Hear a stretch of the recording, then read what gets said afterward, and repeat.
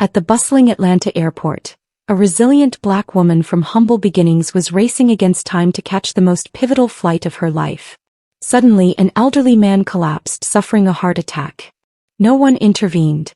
Knowing she'd forfeit her flight and her chance at a brighter future, she didn't hesitate to render aid. Just when all hope seemed lost, she received an unexpected summons to meet that very man, the airline's founder. And her life took an unimaginable turn. Before we delve into this narrative, let us know where you're watching from. We'd love to hear your thoughts. Atlanta Hartsfield-Jackson International Airport vibrated with the pulse of early morning pandemonium. Overlapping announcements contended with the whir of luggage wheels, hurried footsteps, and the ceaseless murmur of conversations in myriad accents. Fluorescent lights flickered above the polished tile floors, mirroring countless harried expressions. Businessmen in tailored suits sipped acrid coffee, their gaze fixed on their phones. A mother endeavored to soothe a wailing toddler, while her teenage daughter rolled her eyes. Nearby, a TSA officer sharply reprimanded an elderly man who was too slow in removing his belt. It was merely another day at America's busiest airport, swift, indifferent, and unapologetically stark. And then, navigating the throngs like an anomaly because to many she was, came Danielle Miller. She was 29, African-American, 5 feet 6 inches. Her dark hair was meticulously drawn back into a neat bun. Her skin possessed a rich, deep brown hue that garnered more stares than she cared to acknowledge. She wore a plain gray button-down, neatly tucked into thrift store slacks that had been carefully pressed that morning. Her sneakers, though clean, showed wear at the toes. She carried a faded blue backpack meticulously mended at the seams, bobbing against her back with each quick stride. Her breathing was shallow, not from exertion, but from the immense weight resting on the next 90 seconds. She disregarded the gazes, some subtle, some overt. A white couple stepped aside as if she posed a threat. A security guard eyed her a fraction too long. A man muttered under his breath when she inadvertently brushed past him in the crowd. But Danielle kept her focus forward. This was nothing new. It never was. Final boarding call for Flight 237 to Portland, Gate B18. Doors closing in 3 minutes. Her heartbeat resonated louder than her hurried steps. Danielle clutched her boarding pass tighter, the ink smudged by perspiring fingers. This flight. It wasn't merely a flight. It was her genesis. After years of changing bedpans, folding laundry, working overnight shifts at the diner, and stashing tips in a jar labeled, "Someday," this was it. She had secured a final round interview with the Bridges Foundation, a non-profit in Portland dedicated to assisting disabled children and low-income families. It was more than employment. It was purpose. It was her singular chance to forge a life beyond overdue rent notices and pervasive rejection. She sprinted between clusters of travelers, her sneakers squeaking against the slick floor. Gate B18 was just ahead, mere yards away. She could see the airline attendant holding the microphone, checking a watch, poised to seal the gate. And then a faint, broken sound, a wheeze. Danielle's head instinctively snapped toward it. Near a row of blue vinyl seats by a vending machine, a white man, mid-70s perhaps, had slumped sideways, one arm dangling. His cane lay on the floor, his chest rising erratically, a hand clamped tightly over his heart. His face was ashen, eyes wide and unfocused. Danielle froze. Gate B18 was right there. She could still make it if she ran. But the man gasped again, weaker this time. No one stirred. They looked. They stared. But no one drew near. Some even recoiled, their lips curled in quiet distaste. Danielle remained motionless. Not yet. This is your moment, her mind shrieked. That gate is your future. That job is everything. But her feet wouldn't move. Her chest constricted, not from fear but from something more profound. She looked at the man again. No one else was offering help. She swore under her breath, then turned and ran back, not towards her aspirations, but towards a man who might not survive the next minute. And just like that, the gate began to close behind her. Danielle dropped to her knees beside the old man. The cold tile seeped through her pants, but she didn't register it. Her hand reached for his wrist, searching for a pulse, as she had done countless times during her years working nights at the assisted living facility back in Kansas City. His skin felt cold, too cold. His breathing was shallow, mouth slightly agape, eyes blinking but unfocused. "Sir," she said, her voice low, calm as her mother had taught her. Can you hear me? I need you to stay with me, okay? You're going to be all right. Just breathe. The man didn't respond. His lips trembled and he attempted to speak, but only a thin wheeze escaped. His fingers weakly reached out before falling to the floor. Danielle gently took his hand and squeezed it. Behind her, people watched but did not intervene. A woman in a business skirt gave a fleeting glance, then turned her child's head away. A man in a tech hoodie pulled out his phone and began recording. Another leaned over to whisper something to his friend, chuckling as if the scene were a theatrical performance. Danielle didn't care. Someone call 911, she shouted, her eyes scanning the terminal, her voice sharper now. He needs help. A gate agent finally picked up a phone and spoke into it, glancing at Danielle but saying nothing directly to her. She leaned closer to the man. His name, she realized, remained unknown to her. Just a stranger, an old man with failing lungs, encircled by a crowd that refused to bend a knee. Focus on me, sir, she repeated. Look at me. You're not alone. All right. Her heart thudded so loudly she thought he might hear it. Her palms perspired despite the chill on the floor. She looked toward the gate again. From this angle she couldn't see it, but she didn't need to. She knew the plane was still there. Knew it hadn't lifted off yet. She could leave now. Just stand up, walk quickly, explain herself. She wasn't like the others. She had a genuine reason to be there. But then the man's body twitched slightly, his chest rising erratically. Danielle refocused. She tilted his head back slightly to open the airway as she'd been trained. His pulse was thready, too fast, then fading, then returning. She whispered now, partly to him, partly to herself, "Come on, old man. Don't do this to me. Don't leave me sitting here with no way to help you." In her mind, her mother's voice resonated. "Being good to people ain't about timing, baby. You help when they need help. That's the only clock that matters." Danielle had heard those words 1,000 times. When the electricity was cut off, when the rent went unpaid, when her brothers had to miss a field trip and she sacrificed her part-time paycheck for them. And again, every time she chose the longer path because it was the right one. But right now, kneeling beside a dying stranger, she detested those words. He hated that she was the one kneeling. She hated that no one else had done a damn thing, and she hated that helping him might cost her everything. "Where are the damn medics?" she muttered, glancing around. The gate agent spoke into a walkie-talkie again, but still said nothing to Danielle. She was invisible, except to the man whose trembling hand now clutched hers like a lifeline. Okay, she breathed, trying to steady her shaking fingers. "You're holding on. Good. Don't stop." He let out a low moan, eyelids fluttering. She thought of her patients back in Kansas, the way their eyes always pleaded for more time, more breath, more something. She had always given what she could, even when it meant missing her own appointments, even when no one saw. And still she'd believed this flight would be different. This one was for her. Not for her mama, not for her little brothers, not for anyone else. She had earned it. She had fought for it. This was the one thing in years that hadn't been about mere survival, but about constructing a future, a name. Now it was slipping away. A shadow moved. Danielle turned her head. 2 paramedics rushed in, pushing a stretcher and medical bags. One knelt immediately to check vitals. The other gently urged her aside. "Ma'am, we've got it from here." "Thank you." Danielle nodded and slowly stood up. Her knees cracked. Her hand, the one that had held his, still trembled. She stepped back as they worked. Oxygen mask, pressure cuff, monitor clipped to his finger. They never asked who she was. She stood silently, watching as they lifted him onto the stretcher. His eyes fluttered open for a second. He looked at her. Truly looked. Recognition flickered. His fingers twitched. Danielle gave him the smallest smile she could manage. She didn't know why, but she whispered, "You hang in there." He didn't reply. They wheeled him away. The terminal reverted to its usual rhythm. An announcement about boarding Group 3 rang out. Somewhere nearby, someone laughed at a text.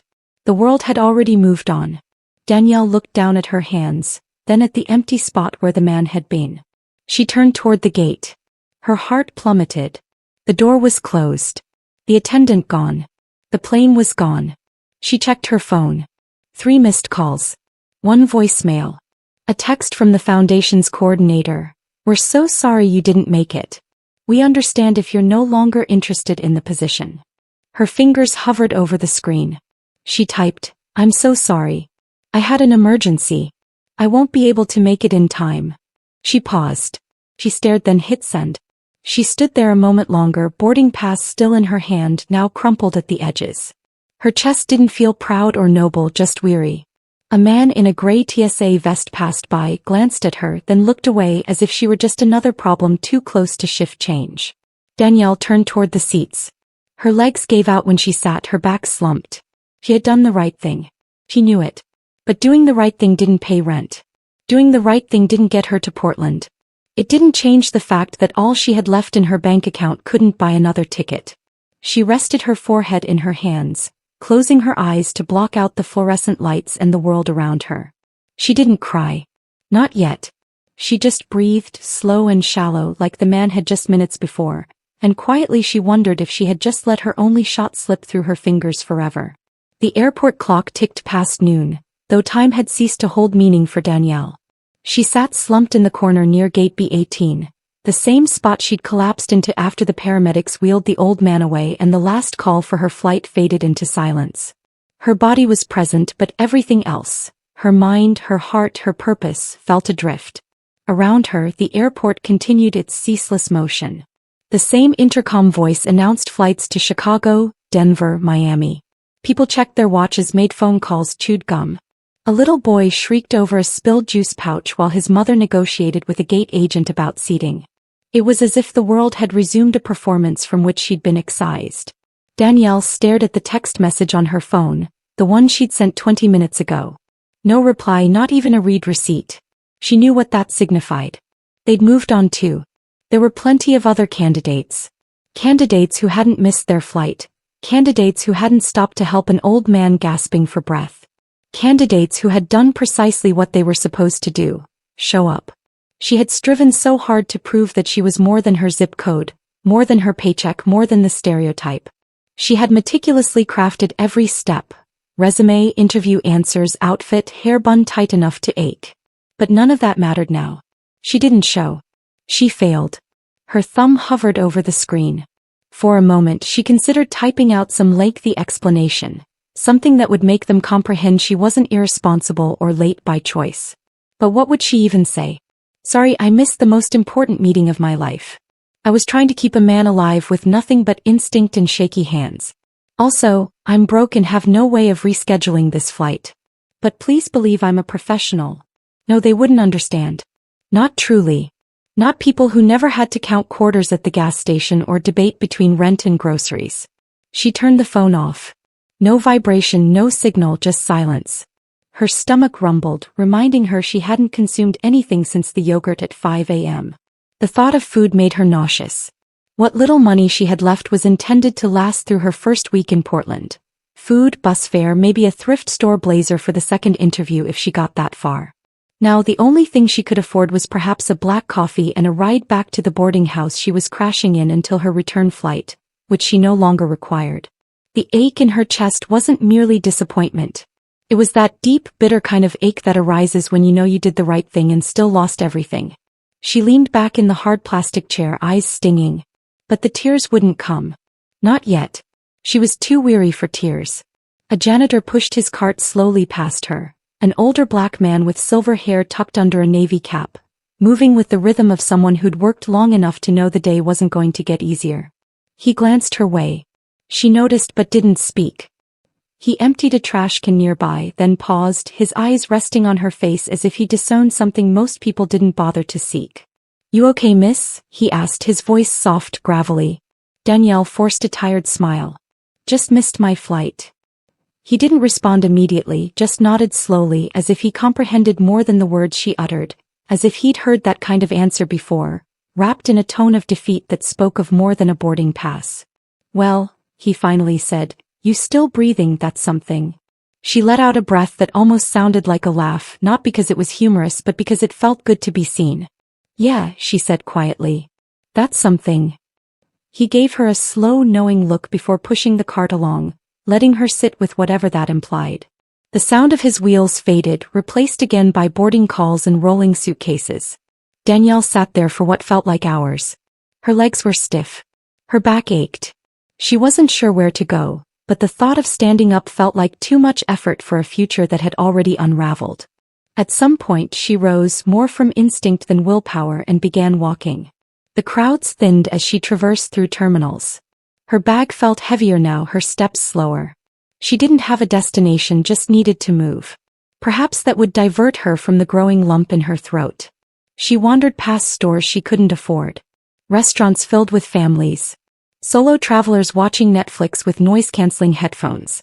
Business types talking too loudly into Bluetooth earpieces. No one saw her. Danielle wasn't invisible because she was quiet. She was invisible because people had already decided she didn't matter. A young black woman in worn-out shoes with no luggage and no clear direction. She'd witnessed the looks.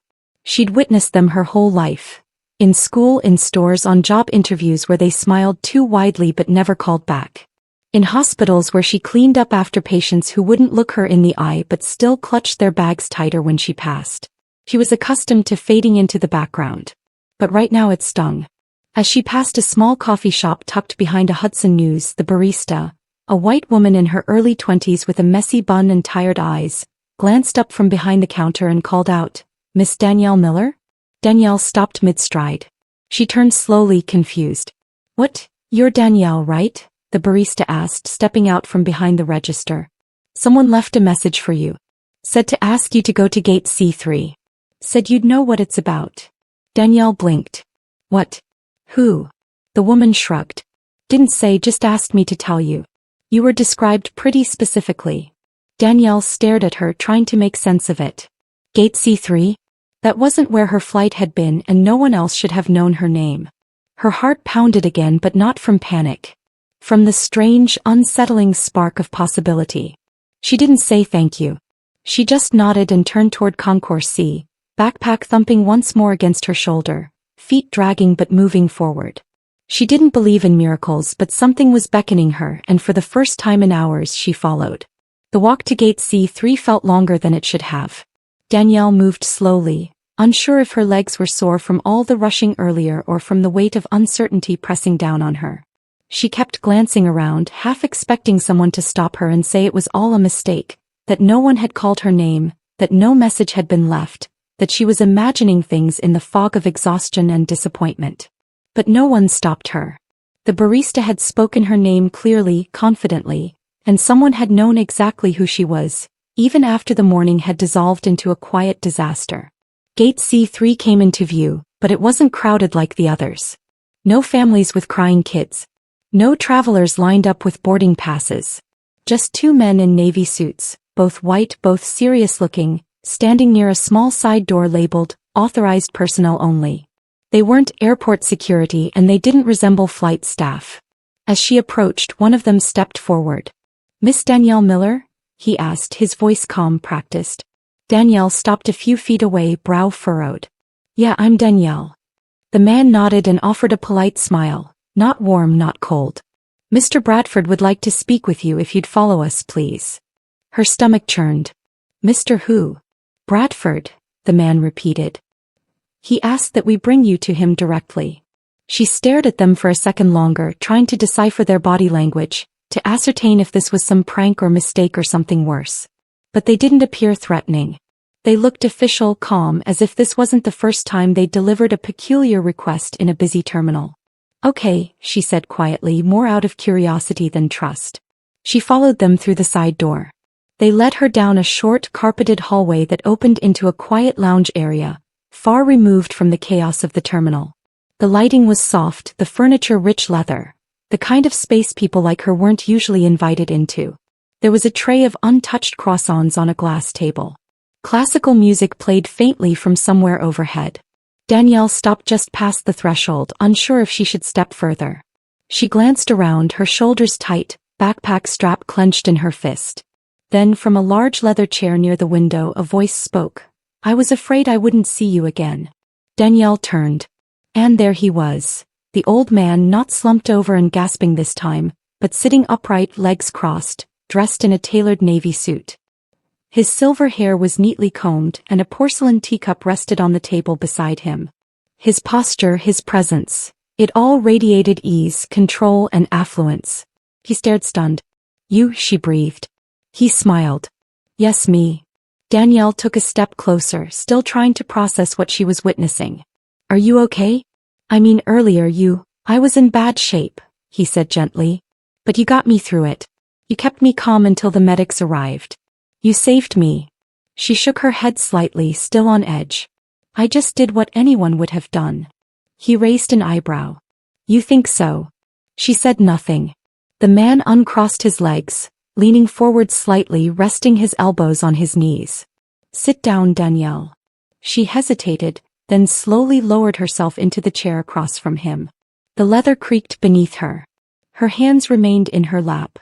I'm not trying to scare you, he said, reading her stiffness. I just wanted to thank you and explain a few things. Danielle gave him a wary look. What things? He smiled, almost like a father humoring a skeptical daughter. My name is Leonard Bradford. I'm the founder and chairman of Monarch Air. She blinked. The airline. He nodded. I started it 35 years ago with 4 planes and a loan no bank wanted to give me. Now I've mostly handed it off to my kids, but I still visit airports. Watch how people move. How they treat each other when they think no one's watching. This morning I wasn't planning on collapsing, but when it happened I saw something in you I haven't seen in a long time. Danielle frowned. I don't understand. Why me? Because you stopped, he said simply. Everyone else walked past. Even when they saw, you ran back. You gave up your flight, your chance, your opportunity just to help someone who looked like another problem. She exhaled sharply. That flight was everything to me. I know, he said. I asked around. Her chest tightened. What do you mean asked around? I have people, he said with a small shrug. I wanted to know who you were, why a young woman, obviously exhausted and under pressure, would still choose to help. Turns out you've been working double shifts, saving every cent. That job in Portland? It wasn't just a job. It was the whole plan. Danielle looked away, jaw clenched. I didn't help you for some prize, Mr. Bradford. I helped you because you needed it and because I couldn't live with myself if I walked away. That's exactly why I wanted to see you, he said quietly. Because you didn't ask for anything. She looked back at him. So what now? You call me here to say thank you. He studied her for a long moment, then reached for the phone on the table and dialed a number. Yes, he said into the receiver. Tell the Portland office to reschedule Miss Miller's interview. Also have the board fly in. I want them to meet her. He paused, then added, We'll cover everything. Danielle stared at him. What are you doing? He hung up, turned to her and said calmly, Giving you back what you lost and maybe more. She blinked, speechless. You have the qualities we built this company on, he continued. Integrity, compassion, a sense of responsibility to strangers. That's rare, Danielle. That's who I want representing us. Someone who remembers people come before business. Her throat felt tight. I don't know what to say. You don't need to say anything, he replied. Just show up like you already did when it mattered most. For the first time in hours, Danielle felt her shoulders ease just slightly, her fingers unclenched, her chest filled with something new. Uncertain, cautious, but undeniably there. Hope. She looked at him again, truly looked, and for once didn't see someone with all the power. She saw someone who'd watched her make a choice and decided that was enough. And somehow, in a quiet lounge far from everything she thought she needed, Danielle realized she hadn't lost her shot at a future. She just found a better one. 2 weeks later, the morning sun in Portland spilled golden light across the sidewalks as Danielle stepped out of her rideshare and approached the entrance of Monarch Air's new community outreach division. The building wasn't ostentatious, a glass-front 2-story modern structure tucked beside a public library, but something about it felt pristine, fresh, like a page awaiting inscription. Her shoes clicked softly on the pavement, not the worn-out sneakers from before, but simple black flats, practical, distinctly hers. The lanyard around her neck bore her name, Danielle Miller, Program Director. Seeing it still made her pause sometimes, as if she needed to touch the letters just to confirm their reality. She stepped inside, greeted the receptionist with a quiet smile, and made her way down the hall toward the room where her team was waiting.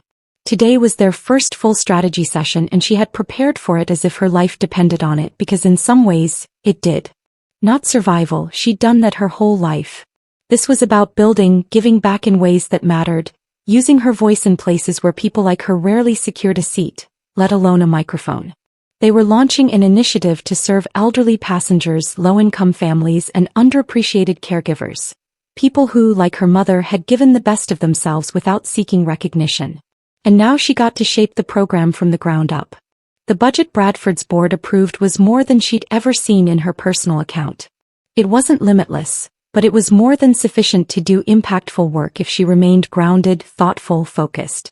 Still, as the elevator doors closed behind her and she stood alone for a brief moment of stillness, her reflection in the brushed metal made her pause. She looked different, but not in a way clothes or a title could explain. It was something in her eyes. They didn't carry the same burden anymore.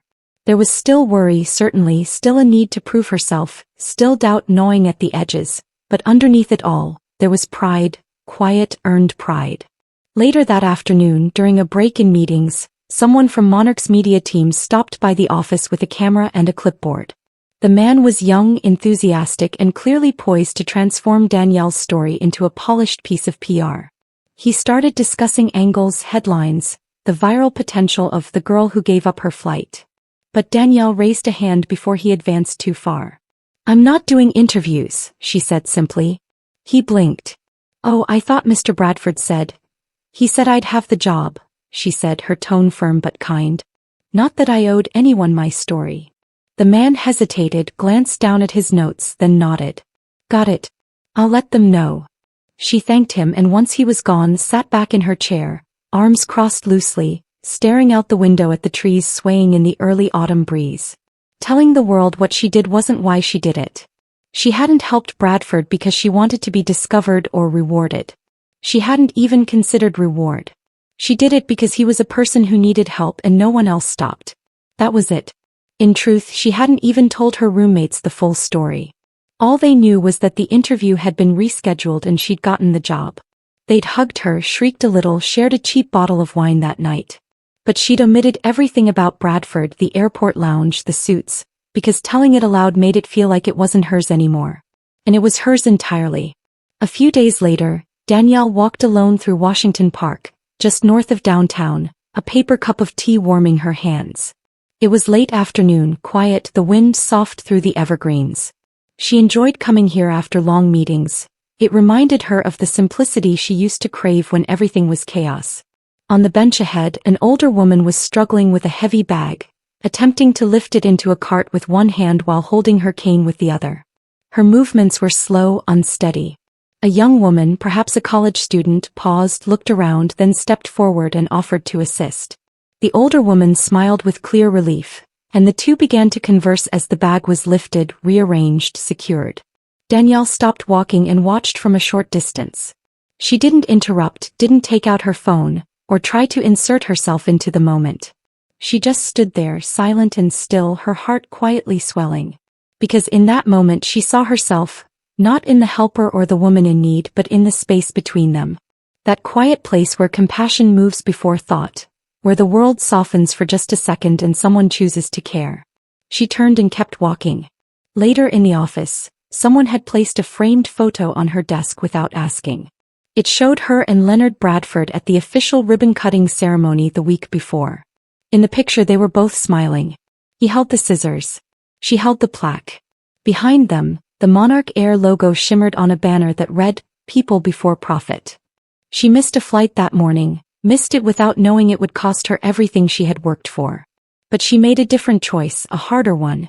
And somehow that choice, quiet, unglamorous, unseen by most, had become the very thing that transformed her life. Not because the world noticed, but because she did. And that, she realized, was enough. Join us to share meaningful stories by hitting the like and subscribe buttons. Don't forget to turn on the notification bell to start your day with profound lessons and heartfelt empathy.